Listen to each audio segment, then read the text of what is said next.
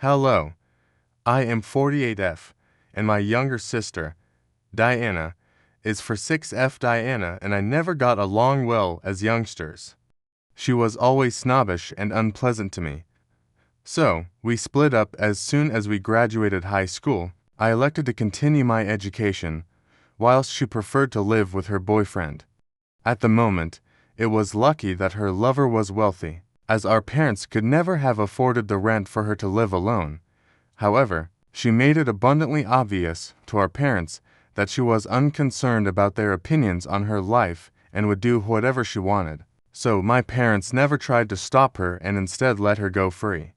Diana had twin girls at 20 and a boy at 21 while living with her lover. My parents were pleased for her, but also anxious because she now had many responsibilities and no work. She was wholly dependent on her boyfriend's money to support her lifestyle. Diana never married her partner, which I believe was a mistake, because she would have been entitled to alimony if they split up. They had to part ways after Diana discovered that he had been cheating on her. Thankfully, he provided the child support she was entitled to, but he chose not to be a father and signed away his parental rights. The girls were 3 years old at the time, but my nephew was only 2. After that, my sister was fully on her own and required all of the assistance she could get to maintain herself. Despite our sour relationship, I chose to assist her, primarily owing to pressure from our parents. At the time, I made a respectable living, but it wasn't enough to sustain all 4 of them. However, my parents and I gave a tiny bit of money each month, and they were able to make ends meet. She struggled for the first several months because she lacked a degree and work experience. She had to start at the bottom and work her way up, which forced her to dedicate a significant amount of time to her employment in order to grow rapidly. But this was difficult because she also had to consider her children, and she couldn't simply leave them at home. Hiring a babysitter was a possibility, but it was prohibitively expensive, so she was forced to rely on me or her friends. Our parents were also working and contributing financially to Ware, so they were unable to stay at home with the children. I was in the same predicament. She didn't have any friends who would take on the duty of minding her children while she worked because they all had their own lives and occupations. As a result, she was limited to minimum wage positions that allowed her to work flexible hours and return home quickly. This allowed her to avoid paying the babysitter to stay with her children for an extended period of time, which would have been prohibitively expensive. This condition persisted for a few years, and I believe Diana began to despise her own children because she saw them as hurdles to her success. She said that they were the only things preventing her from moving forward. I would pay her a visit on occasion, not for her sake, but for the sake of the children, to make sure they were doing well. I didn't have a nice connection with her, but I wasn't ruthless enough to let innocent children suffer because of their mother's poor decisions.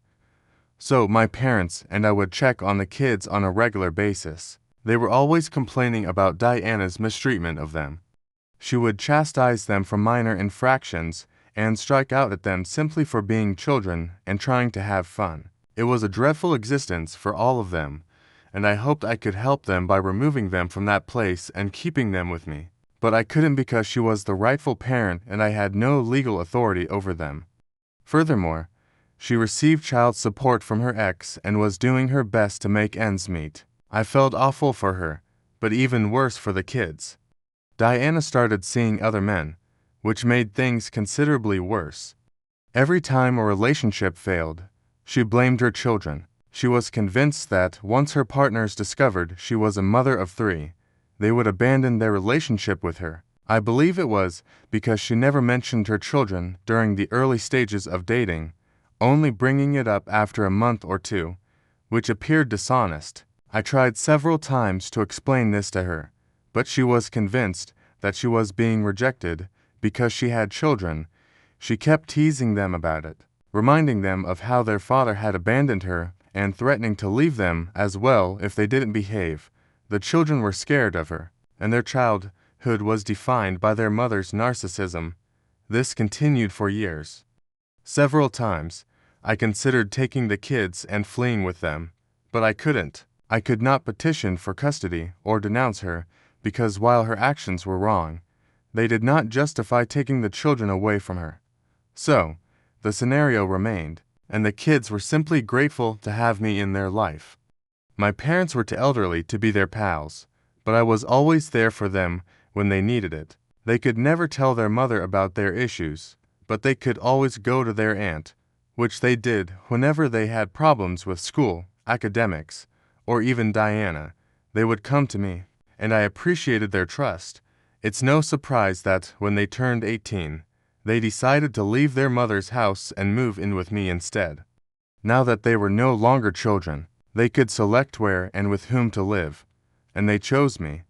Diana was clearly dissatisfied and had a lot to say. She stated she had squandered 18 years of her life raising these children only for them to abandon her in the end.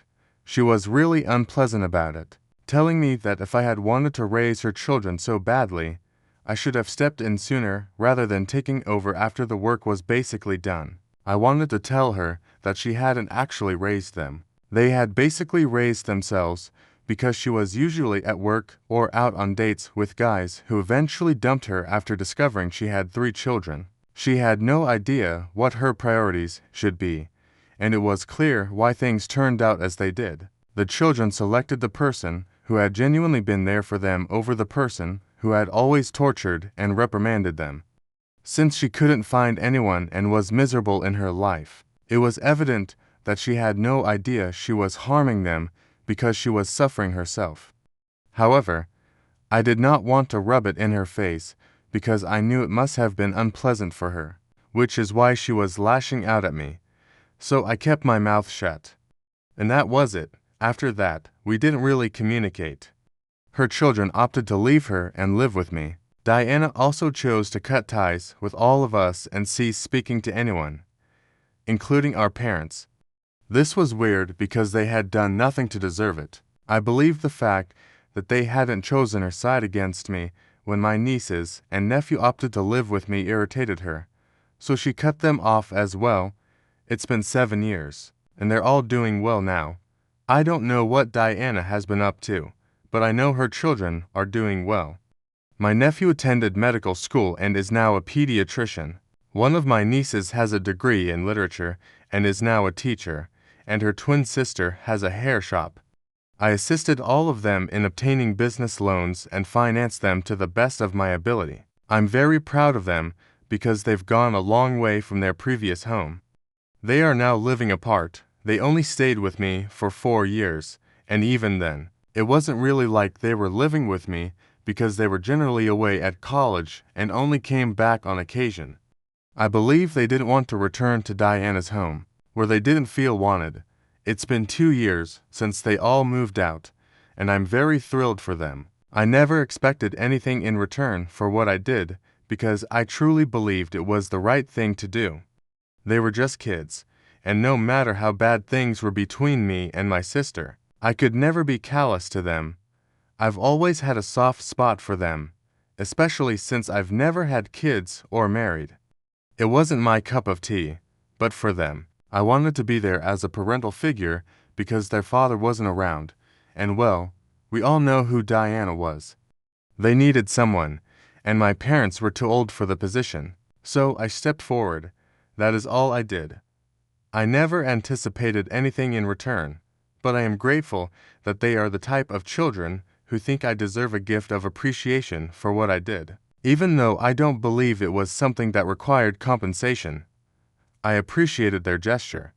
About a week ago, I celebrated my 48th birthday with my friends and family, including my nieces and nephew. I had a great time, and my nephew was kind enough to organize everything for me. Despite my desire to pay for everything, he insisted on covering the cost because he is now earning enough money to do things for me and display his appreciation. After the party, the 3 of them sat me down to talk. They told me that now that they were all financially established, they wanted to express their gratitude by collectively writing me a check. I tried to explain that it was unnecessary because I was still working and could support myself, but they insisted. They claimed it wasn't about repaying a debt they could never repay me for what I had done for them. Since it wasn't about money, it was about the encouragement and faith I had provided them, which they could never fully repay. This was their humble attempt to show their appreciation. I was deeply moved by their genuine act and wanted to share it on social media. I just wanted to thank them for everything they were doing for me. My sister and I hadn't spoken in years, so I didn't think she would care. I was blocked on every platform, and I assumed she wouldn't see it, so I felt it was fine. Diana had never followed up with us or inquired about her children's well-being after they had left home.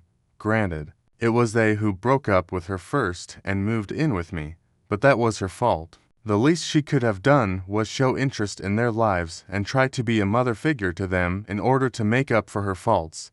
But, to be honest, she didn't seem to care about the loss of communication, so I figured she was all right anyway.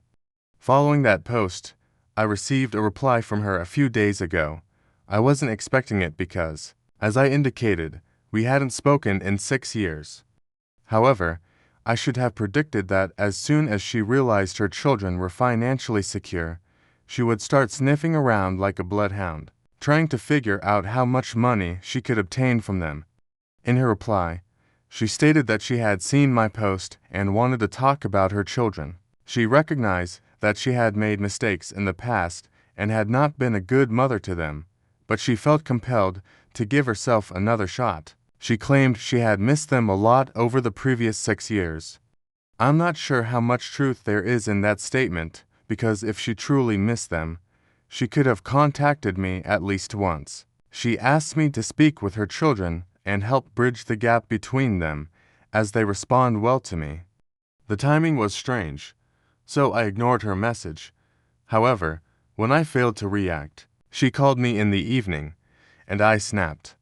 She insisted that I assist her in reconnecting with her children, but I refused. I was quite aware that she was merely pursuing their money, not because she truly cared about their well-being. If she truly regretted what she had done, she would have contacted them directly rather than talking to me. She couldn't let go of her pride and ego for a single second. She still expected her children to contact her, despite the fact that she was the one who had made a mistake. It was amazing how entitled she was. She tried to dispute with me, arguing that she wasn't pursuing their money and that it was offensive for me to suggest so. I assured her that I was not implying anything. It was so obvious. I felt appalled and repulsed by what she was doing. She then accused me of stealing everything from her, claiming that I had already stolen her children and was now stealing her riches. I informed her that I didn't need the money and was originally hesitant to accept the check, but now I was going to take it all because she didn't deserve it. Now she's crying on social media, telling everyone what I said and attempting to make me seem bad. Some of my relatives say I went too far with what I said, that I'm greedy and that I owe her an apology, which is absurd. That is why I am here to inquire if I'm in the wrong for telling my sister that she does not deserve the money that her children have decided to give me. Update: as some responses are advised. I recounted the situation with my nephews and nieces. They informed me they had heard about it from a few of my relatives and had considered speaking with me, but had not had the time. However, after I called them over and discussed it with them, they informed me that they believed I did the correct thing.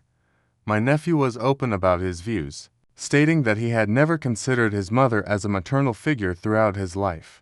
He always blamed me because she had never been there for him, and my niece agreed. He'd always been the most outspoken of the group, so it was predictable that this was all coming from him.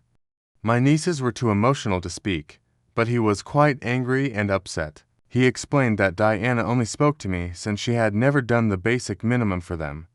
This was despite the fact that she was receiving child support from their father, and even then, she would humiliate them and make them feel horrible for merely existing, which was not their fault. They believe I did the right thing and have informed me that they will not contact their mother regardless of what happens. They also believe that I should stand up for myself and explain my side of the story online now that Diana has decided to speak negatively about me on social media. They believe that this is the most effective approach to convey the message. Therefore, That's what I'll do. I'm delighted they opted to take my side in this, because my parents are staying out of it and have stated that they don't want to get involved. Diana never spoke to them after her children cut her off, which I find unusual.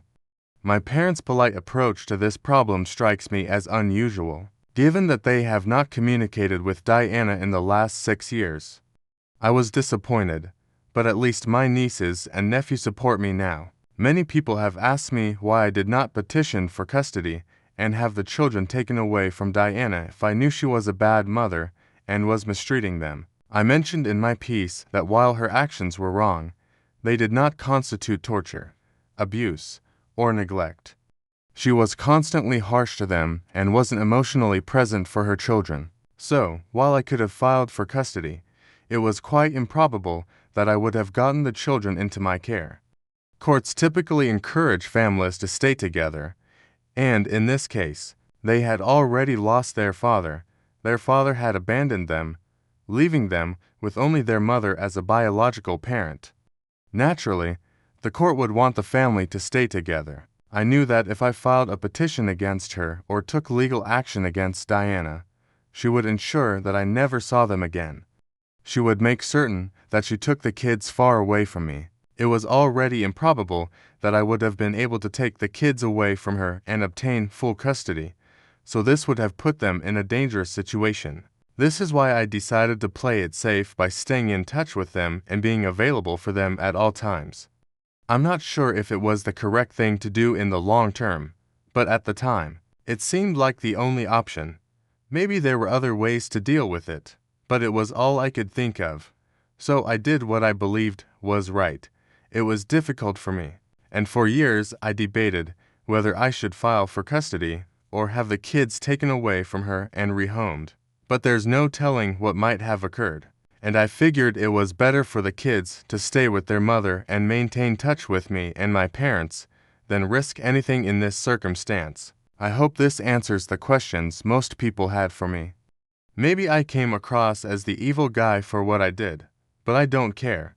I know the kids are doing well in their life, and I did everything I could to keep them happy and safe.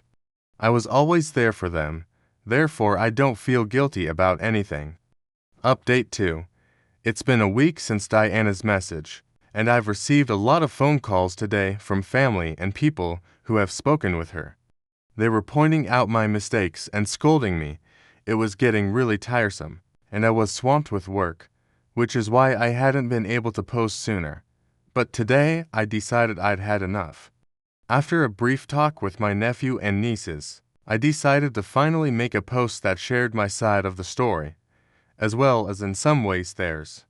I don't think anyone in the family realized how much those kids had been through as children, how many taunts they had to endure every day simply because Diana opted to become pregnant early and drop everything for her boyfriend at the time.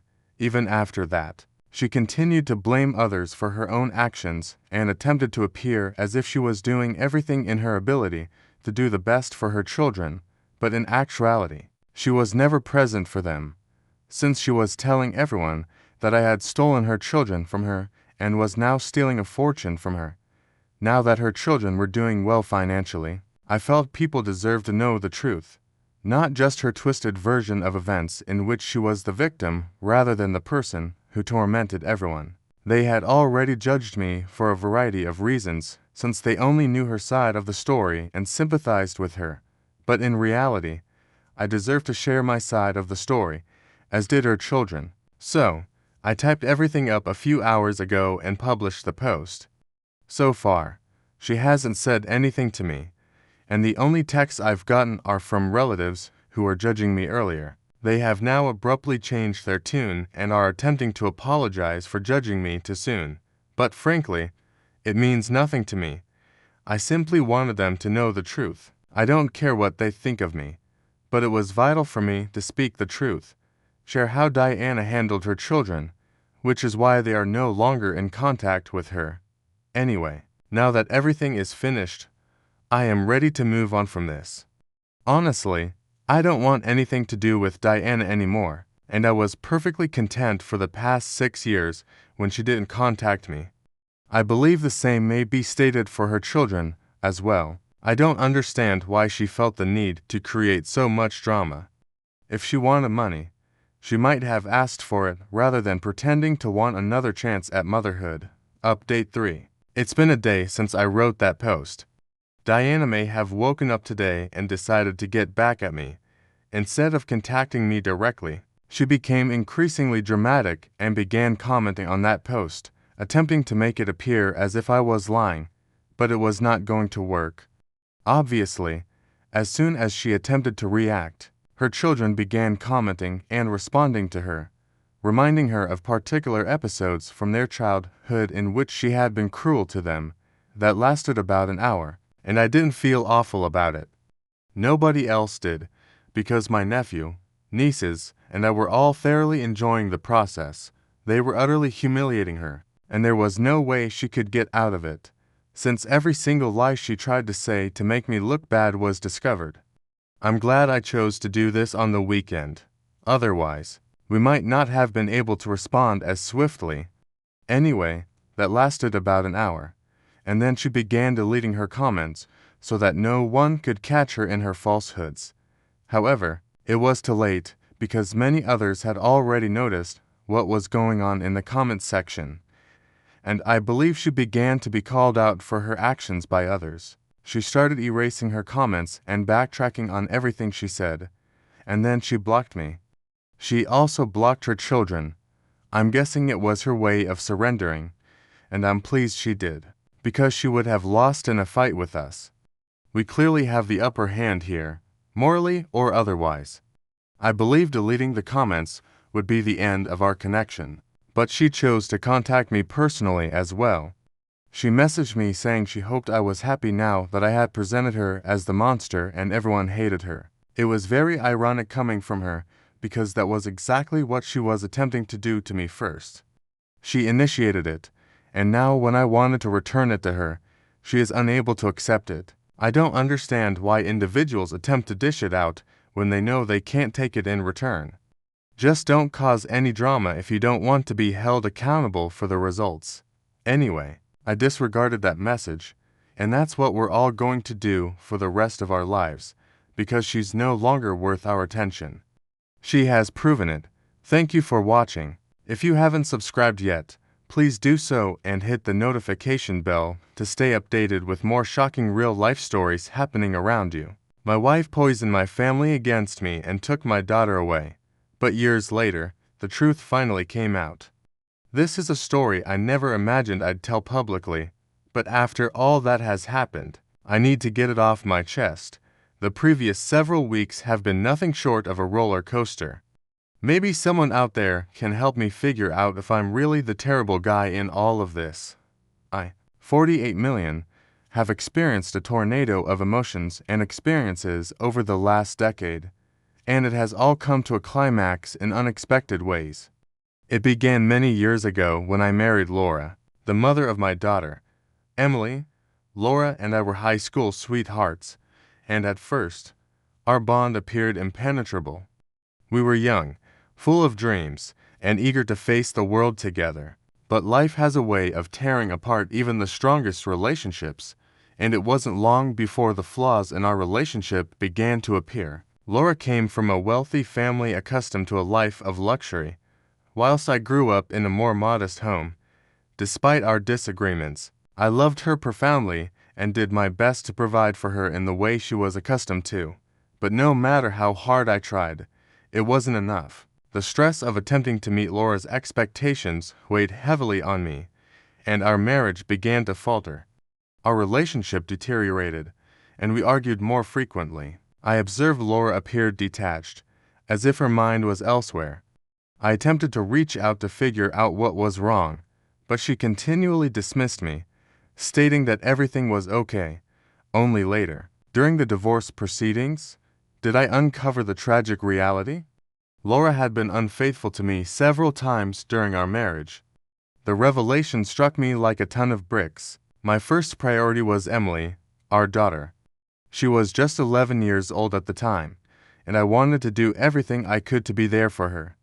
But that hope was dashed during the divorce settlement. Laura was determined to portray me as the villain in our story. She accused me of being emotionally distant and inattentive, and even hinted at possible abuse, all of which were false. But Laura was convincing, and she was able to turn my entire family against me, including my parents and siblings. They all believed her narrative and assumed that I had done something dreadful to push her to adultery. It seemed like I was stranded on an island with no one willing to listen to me. The courtroom battle was ugly, and despite my best efforts, the judge sided with Laura. She was given full custody of Emily, while I was granted limited visitation rights. Laura destroyed even those few opportunities to visit my baby. She frequently forgot about scheduled visits, claiming Emily was unwell or had other commitments. I would volunteer to drive Emily to school or assist her with assignments, but Laura refused to let me play any significant role in her life. My family, who had always been close to Emily, supported Laura and helped her keep my daughter away from me. They were determined to remove me from Emily's life, and I was powerless to stop them. The years that followed were among the most agonizing of my life. It began subtly at first. Emily would be hesitant to visit me, preferring to stay with her mother, even though it stung. I attempted to understand. After all, children frequently prefer one parent over the other. Correct. However, it soon became evident that something more sinister was at work. Emily would come to our appointments with a laundry list of complaints, things I allegedly did or said that depicted me as the evil guy. I was perplexed since none of it was accurate. When I tried to talk to Laura about it, she dismissed my concerns or twisted the conversation to make it appear as if I was crazy or exaggerating. I tried for years to establish a relationship with Emily, but it got increasingly impossible. Phone calls remained unanswered, letters were returned unopened, and my attempts to visit her were met with animosity from Laura and my family. They all seemed intent on erasing me from Emily's life. The worst thing happened when Emily was around 13. She said bluntly that she didn't want to see me anymore. She spoke it with coldness, as if I meant nothing to her. I was devastated. I knew Laura had been telling Emily lies, but I didn't have the heart to drag her through a messy court battle. After all, she wanted to stay with her mother, and separating her from her mother would only exacerbate the situation. I didn't want to be the source of further trouble in her life, so I reluctantly decided to pull back. It was one of the most difficult decisions I'd ever made. I hoped that one day she'd grasp the truth and return to me, but that didn't happen for a long time. Years later, I gradually but steadily moved past that horrific moment in my life. I met Megan, and there was an instant connection between us. Because of my previous experiences, we took our time getting to know each other before getting married. Megan had 2 children of her own, so the majority of my time was spent with them, and we established a life together. While I adored my new family, there was always a part of me that wondered about Emily. How was she doing? What had she become? I contacted Laura several times over the years to inquire about Emily, but she never replied. I tried to convince myself that Emily was better off without me, but I couldn't get rid of the sense that I had abandoned her. Then, unexpectedly, Emily contacted me. She was 20 years old now, and her message was brief and straightforward. She wanted to meet and chat. She stated she needed to know more about our family, including why I wasn't there for her. My heart skipped a beat as I read her message. The prospect of seeing her after all this time made me nervous, but I was not going to pass up the opportunity to see my kid. I was scared but excited. Perhaps this was the moment I had been waiting for all these years. We planned to meet in a quiet cafe. I was nervous as I waited for her to arrive. When she eventually walked in, I barely recognized her. She had matured into a beautiful young woman, but the wrath and sadness in her eyes were undeniable. She had clearly been carrying a lot of anguish for quite some time. We sat across from each other, and the tension was evident. Emily didn't spend time getting to the subject. She needed answers I knew would be difficult to hear. I took a big breath and started telling her the truth. I did not hold back.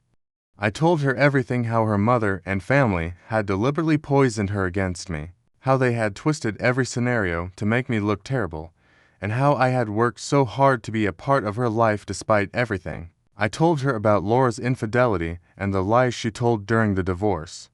I spent the next 3 hours laying out the facts of what had happened. I had brought up previous court records, text messages, and emails that corroborated my story.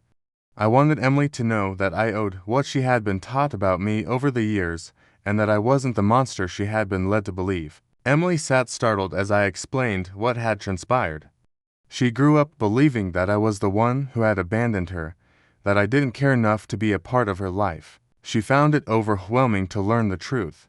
I could see she was absorbing everything, so I didn't press her to react. I knew that was a lot for her to take in. When she finally spoke, her voice trembled. She questioned me why I never fought back, why I didn't do more to stay in her life. That question crushed me, even if it meant she despised me for a while. But the truth was that I regretted not battling harder. I regretted allowing Laura and her family to control the story. Emily appeared to be gaining a better understanding of what had happened. She was outraged, partly at me, but largely at her mother. She couldn't believe Laura had gone to such efforts to make herself look like the better parent. Emily realized she had to take action. She stated that she wanted to confront her mother and lay everything out for everyone. I was astonished, but also proud of her for advocating for herself. Emily wasn't the young kid I knew a decade ago. She was a strong lady, capable of self-defense. At the same time, I was concerned about the impact this would have on her. I breathed a sigh of relief when she said she wasn't sure how to go with our connection because she'd grown accustomed to having an absent father, but she'd love to meet and talk more. Laura bombarded me with angry phone calls and text messages. 2 days later, Emily apparently challenged her with the information I shared. Laura was outraged, accusing me of turning Emily against her and ruining their friendship. I didn't expect Emily's next action. She called me yesterday to say she's going to take Laura to court for parental alienation. She intends to sue for the emotional harm caused by years of lies and manipulation. Laura still calls me constantly now. She is between demanding that I talk Emily out of the lawsuit and threatening my family. She is also getting in touch suddenly, wanting to straighten things out and reconnect. I'm at a loss. One could say that Emily's at last knowing the truth relieves some guilt. Conversely, I never meant for things to get this far. Along with Emily, I also have Megan and her children to look for. At this point in my life, I'm not sure whether I could manage the same mental strain once more. While Laura and my family should pay for their acts, I don't want to bring further suffering or trouble. I have been essentially torn. Emily deserves praise for searching for the truth and for trying to speak out against the mistreatment she has suffered. But I also worry for her. The legal system is harsh, particularly in cases involving families, and I wanted her to suffer less than she already had. From a distance, I attempted to assist her so she could make her own decisions and let her know I was always available for her should she need me. The emotional strain Laura and my family causing is not even something I can articulate. All of this makes me wonder if, despite this complex scenario, I did the right thing by telling my daughter the truth about her mother and our past. Your advice and views would be much valued. Update 1. Hey everyone, things have turned bad, which was rather natural. Any confrontation with Laura would not be simple, since she shows no respect for anyone around her. I only knew that would also include our daughter. Emily came to our house after her argument with her mother. Her eyes were red from crying. She unleashed this time without restraint, let alone look after a child. Emily related how Laura wasn't even home half of the time. She would be away occasionally for days on end, leaving Emily to care for herself. Laura was intoxicated and erratic half of the time when she was home. Emily talked of evenings when Laura would come home in a fury, throwing things, screaming, and occasionally even blaming Emily for her own mistakes and discontent. As she related these events, the loneliness, the anxiety she must have experienced, my heart broke. Still to come, though, was the worst. Emily related to us to occurrences that still tormented her. She was 13 years old at first. Laura had departed without food or money alone for the weekend. Emily burned her hand quite severely while trying to prepare something for herself. She was in great agony, but when she tried phoning Laura, she did not answer. Just a child. Emily had to go to the closest hospital with her hand covered in a towel, alone, terrified, in pain. She waited hours in the until a nurse at last spotted her and attended to her. Emily showed me the scar on her palm, a continual reminder of her mother's negligence. Still worse was the second episode. Laura had been on a drinking frenzy for weeks. She was 15. Emily made every effort to avoid her mother until one evening Laura became aggressive. In a flash of wrath, she flung a glass at Emily that broke against her leg severely. Emily was in shock and bleeding. Instead of tending to her, Laura yelled at her to tidy the mess. Terrified, Emily covered her leg in an old shirt and headed once more toward the hospital. She wound up needing sutures there. I had a range of emotions as Emily related these tales: sorrow for all the suffering Emily had gone through, and fury at Laura for sending our daughter through this dream. It was not something I had felt in years. She was young and not deserving of any of this. She did not deserve to be left terrified, injured, and alone. The one person meant to be defending her ought not to treat her like a burden. This was unmistakable physical and psychological assault. It seemed ironic that Laura's daily routines included the very things she had accused me of dragging Emily away from. Laura should have simply let me look after Emily to prevent all of this. Emily may have had a normal, contented life if she hadn't been so enthralled with her own selfishness. In spite, the entire evening, Megan and I listened to Emily. We checked to see she felt at ease and understood she was safe now. Megan specifically consoled Emily by holding her hand and telling her none of this was her fault. Having someone console Emily, tell her she was loved, and that she mattered seemed so important to her then. Emily apologized to me in a moment that was both sad and contradictory. She had nothing to repent of, hence, she didn't need to, but she did. She admitted she pushed me away. She was sorry for believing all the lies her mother had taught her, and she should have seen the reality sooner. Her voice faltered as she informed me she had missed me so much over these years and had frequently wondered what life would have been like if she had lived with me instead. I told her how much I had missed her too, how I had never stopped thinking about her, how I had never stopped loving her, and that she did not need to apologize for anything, as Laura's games merely served as a victim stage. That was a mixed feeling. Hearing her apologies hurt, but it also meant that we were at last re-establishing our relationship following all these years apart. I also came to see that I was done running from family strife and playing it safe. Though it meant facing legal conflict with my ex-wife, my daughter's well-being was at risk, and I was determined to receive the apology and reparation she deserved. After a restless night of consoling and chatting, Emily and I hatched a strategy. Early the next morning, we were going to face my family about everything, every lie, every act of neglect, everything Emily had gone through. I was done with them acting as though they were the ideal family, while Laura had helped Emily to ruin her early years. The medical records, text messages, and even some old Laura voicemails Emily had preserved provided the evidence we needed. It was time to tell them just exactly what their complicity had cost.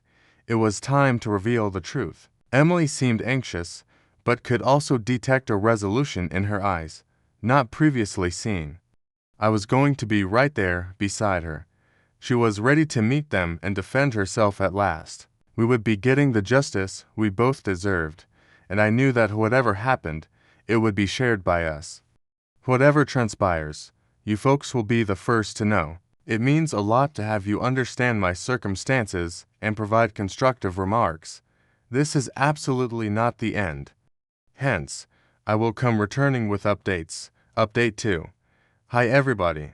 Hope everyone is doing fantastic. Think back to the family confrontation Emily and I had scheduled. Well, it happened, and it was most certainly memorable. I agreed to pay a surprise visit together with my daughter. I saw the amazement on their faces as soon as we entered the door. They seemed unable to really handle seeing us together, united after all these years. They had never imagined that the years of isolation, manipulation, and deceit could be quickly reversed. Here we were, nevertheless, poised side by side, ready to face them. The first shock passed swiftly, and they hurried to present their customary worried front. The first person to talk was my mother, whose voice was tinged with phony anxiety as she asked Emily whether I had offended her or harmed her. The implication stung, not because I cared what others thought of Laura, but rather because it demonstrated how firmly they had embraced her story. Though it was a horrible idea, one they appeared to hold without doubt, was that I would hurt my own daughter. Perhaps because it would help them to defend their own behavior, they were fast to accept the worst of me. But Emily was no more the terrified, bewildered child Laura knew, and I was not Laura. Emily stepped forward before I could answer. Her voice was firm, full of a quiet strength that made me proud. She urged them to abandon the act, to stop acting as though they cared when, throughout the years, they had done nothing to support her. Her statements were neither wavering nor hesitant. She called them out for their indifference, for standing by while Laura ignored and mistreated her, and for helping to bring about the ruin of her early years. I observed as my siblings and parents struggled to hide their uneasiness. Their looks changed from pretended concern turned to something more like irritation. They disliked being challenged, particularly not by Emily, who they still considered as a child, someone who ought to be appreciative of whatever sloppiness of attention they had given her. But Emily was no child anymore, and she showed no interest in their empty apologies or explanations. Some of you have inquired how Laura simply set my own family against me. Our relationship has always been complex, underlying animosity and years of unresolved problems and tangling. My sibling and I had never been close. There was always a sense of one-upmanship, of competitiveness, that corroded any possibility of a real bond. Rather than encouraging harmony, my parents had sided with whichever child would have the greatest benefit for them at the time. Laura came to them intending to divorce me, and they saw it as a chance to vent their residual animosity at me. They had not given Emily or me any thought about how it would affect us. Their interests were more in seeing me pushed down a peg than in clearing past records. Emily gave out everything that had happened, how Laura had deserted her, how she had experienced trauma and injuries, while they turned a blind eye, and I could see the anxiety rising on their faces, particularly not by someone they had undervalued for so long. They were not used to being questioned in this manner. It was not only the words that stung. It was Emily's holding of them responsible, refusing to let their typical platitudes absolve them. Of course, we withheld some of what we had. Showing all of our cards at once was not necessary. We had text messages, hospital records, and other data readily able to undermine their well-crafted story. For now, though, we kept most of it under wraps, simply showing enough to make it abundantly evident we were serious. This was a warning, a proclamation that we were done following their guidelines, and that things were going to get far more serious, not only some emotional outburst. We fled the house, not waiting for any reply. Nothing they could say would make any difference. Nothing that would undo the years of suffering and neglect they had let occur. Emily said one last farewell as we turned away.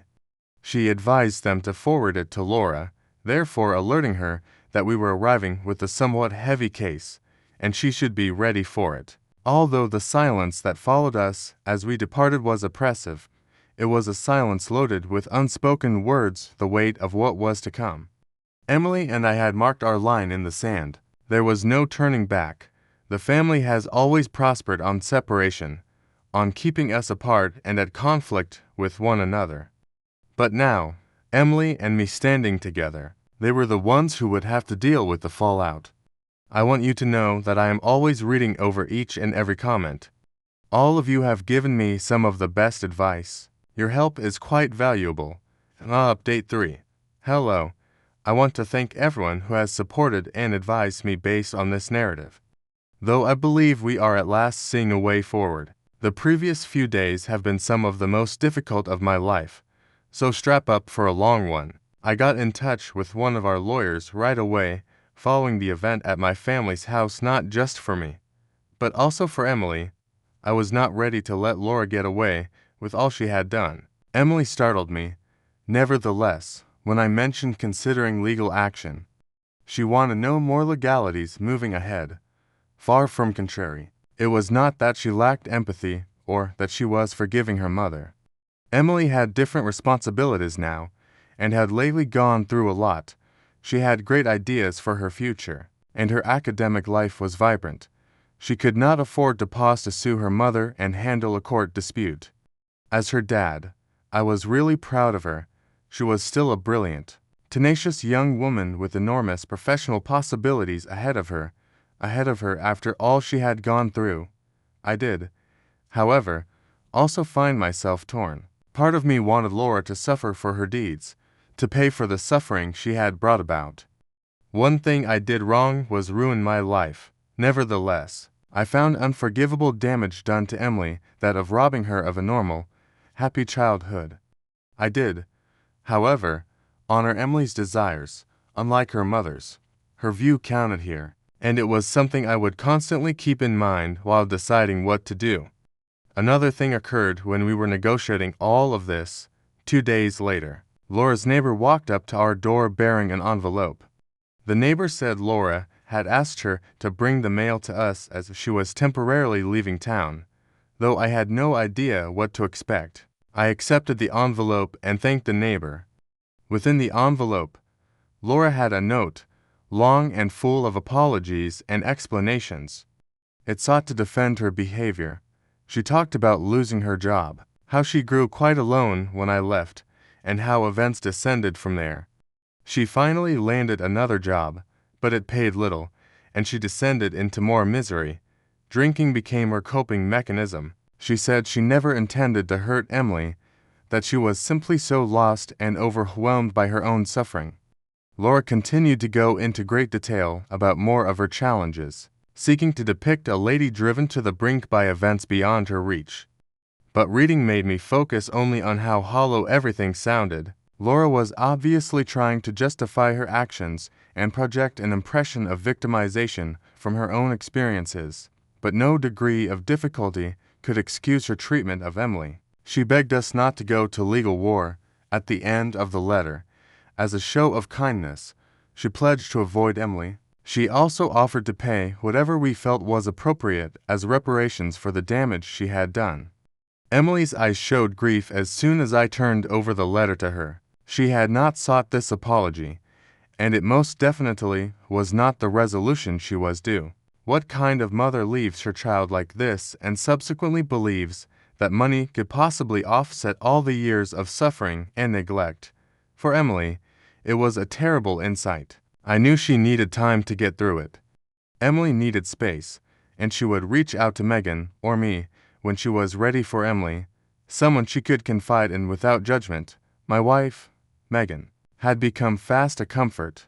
Soon, Emily became like family to all of us, developing a close relationship with Megan's kids.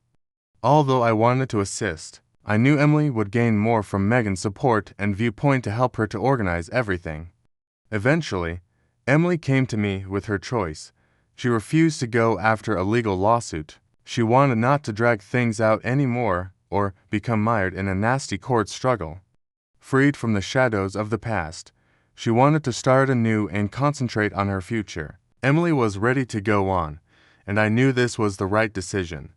Even if I wanted justice for her, she had lived under the weight of her mother's errors for sufficient time. She was ready to live her life on her terms. Emily's choice sent us into a fresh chapter. She began concentrating more on her academics, directing her efforts toward her objectives and dreams. As Megan negotiated this new stage of her life, Megan and I kept helping her in all possible respects, providing direction and encouragement. Regarding myself, this seems like a dream. Things could not have concluded on a better note. I have 3 children and an incredible wife at my side. Though the trip had been protracted and agonizing, at last, we had returned to one another. More than all, that was the real success in all of this. Once more, I appreciate all of your support. Though it's been an incredible journey, I believe we are at last headed toward recovery. Thank you for watching. If you haven't subscribed yet, please do so and hit the notification bell to stay updated with more shocking real-life stories happening around you.